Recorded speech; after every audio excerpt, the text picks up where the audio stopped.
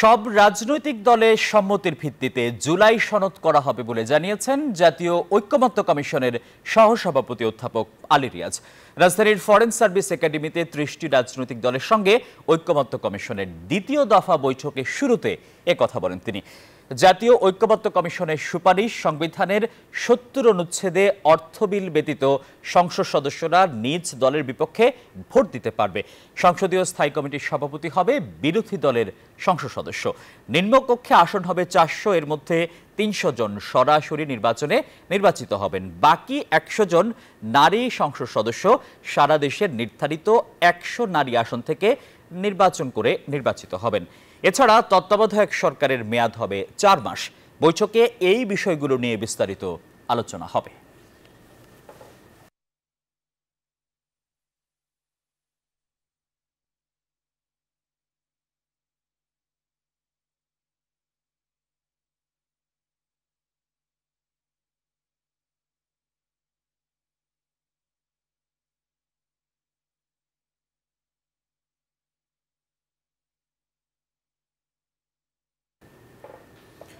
দর্শক, আরো খবর জানাতে সরাসরি যুক্ত হচ্ছেন সহকর্মী সাইফুল ইসলাম। সাইফুল, রাজনৈতিক দলগুলোর সঙ্গে ঐক্যমত্য কমিশনের দ্বিতীয় দফার যে বৈঠক, সেটির আনুষ্ঠানিকতা গতকাল শুরু হয়েছে। আজ বৈঠকে বসেছেন ঐক্যমত্য কমিশনের সহসভাপতি আলী রিয়াজ। সূচনা বক্তব্যে তিনি বেশ কিছু বিষয় তুলে ধরেছেন। রাজনৈতিক দলগুলো কোন কোন বিষয়গুলোর উপর জোর দিতে পারে এবং নির্বাচন সংস্কার ইস্যুতে কোনো রোডম্যাপ আসবে কিনা?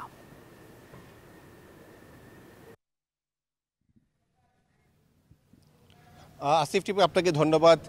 আজকে যে দ্বিতীয় ধাপের যে বৈঠক শুরু হয়েছে, সেই বৈঠকের শুরুতে এই অধ্যাপক আলী রিয়াজ তিনি বলেছেন আসলে সব রাজনৈতিক দলের মতামতের ভিত্তিতেই তিনি জুলাই সনদ করতে চান এবং আজকের যে বৈঠকের যে আলোচ্য বিষয়, সেই বিষয়গুলো তিনি লিখিত আকারে উপস্থাপন করেছেন এবং আমরা সেখানে লক্ষ্য করেছি যে মূলত ৪টি বিষয় উঠে এসেছে। প্রথম যে বিষয়টি সেটি হচ্ছে জাতীয় সংসদের যে তত্ত্বাবধায়ক সরকার ব্যবস্থা, সেই ব্যবস্থাটি তারা বলছে আসলে যে ৪ মাসের একটি মেয়াদ হবে এবং এই ৪ মাসের মধ্যেই আসলে নির্বাচন করতে হবে।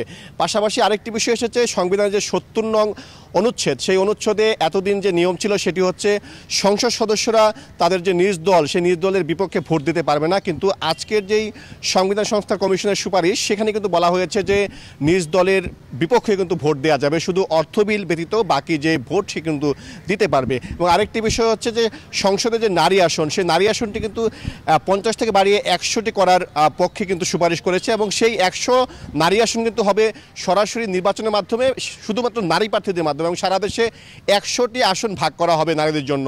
পাশাপাশি এখানে আরেকটি বিষয়, গুরুত্বপূর্ণ বিষয় তুলে ধরা হয়েছে এই কমিশনের সুপারিশে। সেই সুপারিশটি হচ্ছে যে সংসদের যে কমিটি, সংসদীয় কমিটি, সেই সংসদীয় কমিটির সভাপতি হবে বিরোধী দল থেকে। এতদিন কিন্তু নিয়মটি ছিল সংসদীয় যে কমিটির যে সভাপতি হবে সেটি আসলে যে কোনো দলটি হতে পারত। এখানে কিন্তু সুপারিশ করা হয়েছে আগামীতে দিনে যে সংসদ হবে, সেই সংসদের যে সংসদীয় স্থায়ী কমিটি থাকবে, সেই স্থায়ী কমিটির যারা সভাপতি হবে তারা আসলে বিরোধী দল হবে। এটি আসলে করা হয়েছে মূলত সংসদকে কার্যকর করতে এবং সংসদে আসলে সরকারি দল এবং বিরোধী দলের মধ্যে একটি ভারসাম্য আনার জন্য। এই বৈঠকটি কিছুক্ষণ আগে শুরু হয়েছে এবং এই বৈঠকে বিএনপি সহ, এনসিপি সহ 30টি রাজনৈতিক দল আজকে কিন্তু অংশ নিয়েছে এবং যে 4টি বিষয় মূলত আলোচ্য সূচি, সেই 4টি বিষয়ের মধ্যে কিন্তু রাজনৈতিক দলের যারা নেতা রয়েছেন তারা কিন্তু তাদের যে মতামত, সে মতামত তুলে ধরবেন। এবং আলী রিয়াজ কিন্তু আজকে একটি স্পষ্ট কথা বলেছেন যে যেসব বিষয়গুলোতে আসলে একমত হবে না, সেসব বিষয়ে কিন্তু জুলাই সনদে কিন্তু উল্লেখ থাকবে যে এইসব বিষয়গুলো একমত হচ্ছে না রাজনৈতিক দলগুলো।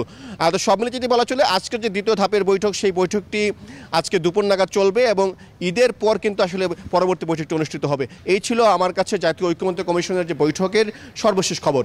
সাইফুল, আপনাকে ধন্যবাদ।